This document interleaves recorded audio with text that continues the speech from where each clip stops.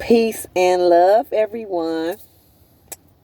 Sending you all positive energy, high vibrations, success on your entrepreneurship, all love, all positivity. Make sure you subscribe to my channel. You hit the like button and you leave any questions in my description below. Today, I'm going to be speaking about the serpent people and how it's spreaded throughout the universe. Okay? And is used by many traditions. Okay? So, I'm going to let you all know the allegories and the significance of number 7 dealing with the serpent. Okay? So, let's start off in Kemet. Okay? In Kemet, they had 2 serpents, right? And they were spiraling 7 times up the pole until they reached the top. And then at the point of the top, what happens was, like where my hands is, they would gain wings, okay? And the pineal gland will awaken. So it's symbolic to the Ba, okay? Awakening the God within, okay? And having the knowledge of the divine spirit within us, okay? Knowing that we are immortal and after death, there's always life, okay? And that's what that was symbolic to, okay? Rising the Kundalini energy. Also, it's connected with the 2 serpents spiraling up the back, raising the Kundalini energy. We're awakening our 7 main body chakras when we do that. Okay? So it's all for growth, expansion, and enlightenment. Okay? So then we had the 7 hermetic principles from the Kabbalah. Okay? And they were written by the god of wisdom, Dahuti. Okay? The wisdom from the Kabbalah came from Thoth. He was the god of wisdom, knowledge, astronomy, okay, hieroglyphics, mathematics, okay. So he taught the 7 hermetic principles, okay, and it was basically about growth and expansion. The 7 hermetic principles were mentalism, correspondence, vibration, polarity, rhythm, cause and effect, gender, okay. So we also had Buddha, okay.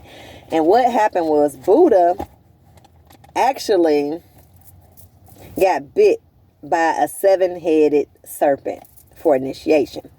Also, Buddha had the serpent snakes to protect him once he was born and also when he died, okay. Now, also, 7 is symbolic to, in Kemet, the ancients had a door, like, well, entrance in the doors, and they were known as 7 rooms called the Holy of the Holy.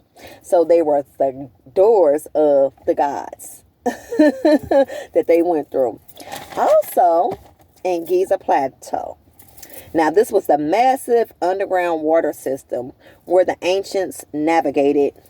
They channeled technology, energy, gold, knowledge, all throughout Kemet in this massive underground water system, right? Okay.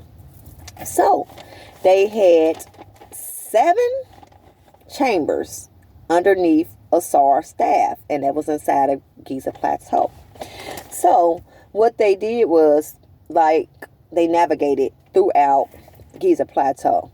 Okay, they slept, they traveled, okay, they transmitted energy, they transmitted technology, information, traveled through the tunnels, okay, and the main 3 entrances that they used was Inner Earth, Tibet, and also Giza Plateau to travel through, okay. So the first room well, they was called 7 chambers. So the first chambers was a huge room full of gold, okay, ancient rolls of knowledge, text written, okay, and huge statues of gods, okay. The second chambers was the chambers of the 7 deaths. See, they had 7 deaths initiation. Also, the third chamber was for the initiates. The fourth chambers was for the great hall library, which was a hall full of knowledge. Okay, they had the first coven and then the second coven, and then the 7th chamber, they had the underground pyramid.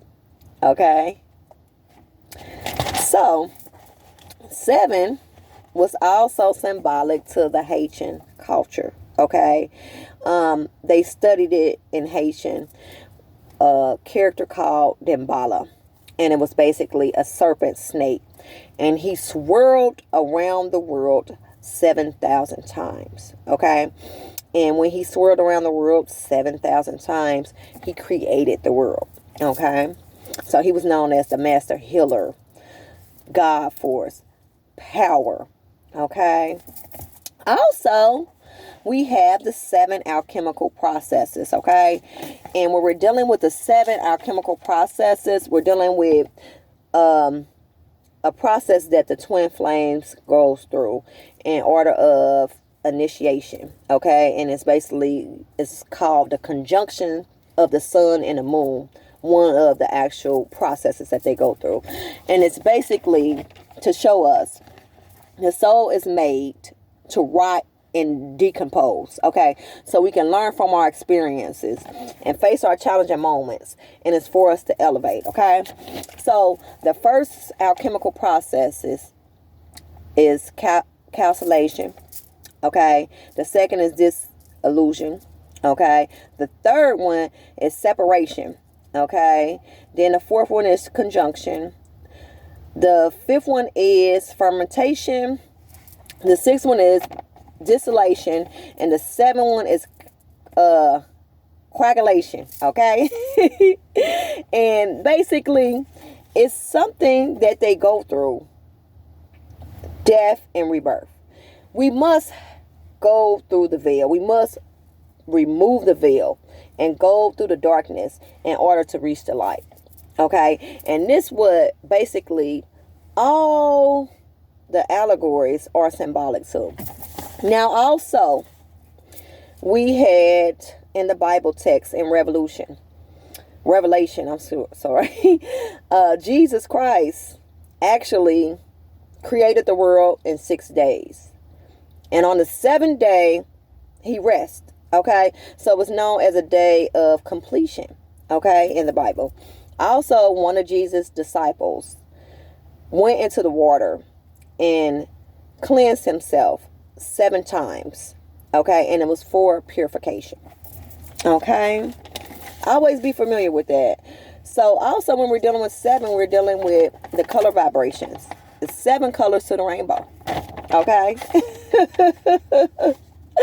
So 7 is known as a powerful ancient number connected with the serpent, which is the snakes.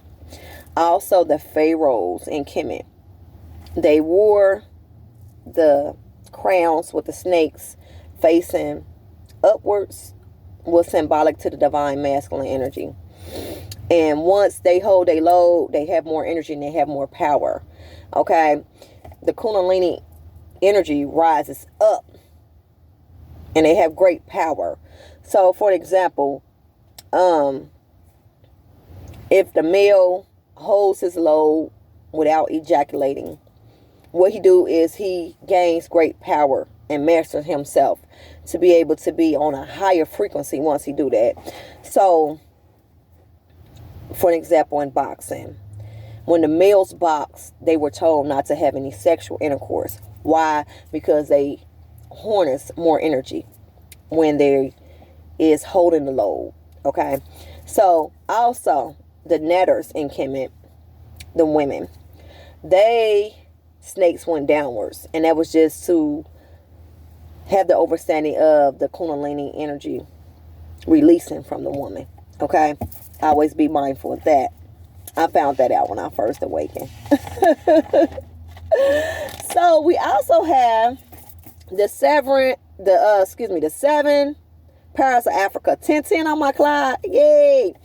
And the 7 powers of Africa was symbolic to allegories where the Orishas had challenging moments. Okay?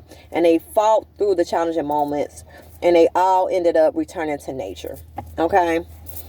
Always be mindful of that. Now, why is the serpent and the snakes found throughout history? It's because the original serpents is the elongated skulls that came from Black Sea, which is the extraterrestrial. Okay? This is a picture found in Africa. And this is a picture that was taken by researchers. Okay? They did studies on an elongated skull. Okay, and her name was Maria. It was a female. And they found the mitochondrial gene in extraterrestrial 1111 on the clock. And when they found that, they saw that they had the mitochondrial. So we have the mitochondrial gene in plants. Also, we have it. Also, the extraterrestrial have it. And also, animals have it. So that shows us divine oneness throughout history. Okay, so always be familiar that the elongated skulls are the original elites, the ancient families. Okay, and they are here to bring enlightenment, quinoa, and bring everyone together on one seat like the White House. Okay, so when you see the snakes and it's worship throughout history, just know that is symbolic to the ancient serpents, the original elites, the serpents that's in charge of all ancient families. Okay, the elongated skulls. Okay, the extraterrestrials. Okay, 222 on my clock. I love you all, and I'm sending you all positive energy and high vibrations. I'll be back with more. Peace and love. I love you.